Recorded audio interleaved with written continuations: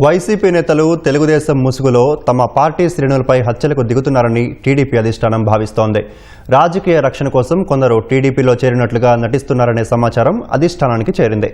పాత కక్షలు తీర్చుకోవడానికి పార్టీని వేదికగా చేసుకుంటున్నారని అనుమానిస్తోంది.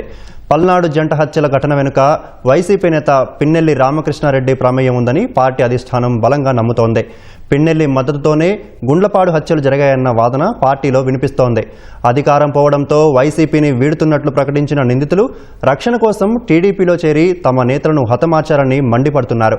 పాత రాజకీయ పగలు మనసులో పెట్టుకుని టీడీపీ కార్యకర్తలు వెంకటేశ్వర్లు, కోటేశ్వరరావులను హత్య చేయడం పక్కా కుట్రలో భాగమేనని ఆరోపిస్తున్నారు. పొద్దు తిరుగుడు పువ్వులతో జాగ్రత్తగా ఉండాలంటూ ఎన్నికల్లో కూటమి విజయం తర్వాత వైసీపీని వీడి కూటమి పార్టీలోకి వస్తున్న నేతల గురించి ఇటీవల మంత్రి పయ్యావుల కేశవ్ చేసిన వ్యాఖ్యలు ఇప్పుడు పార్టీలో చర్చనీయాంశంగా మారాయి. పల్నాడు జిల్లా ఎస్పీ వ్యవహారశైలిపైన తెలుగుదేశం నేతలు తీవ్రంగా మండిపడుతున్నారు.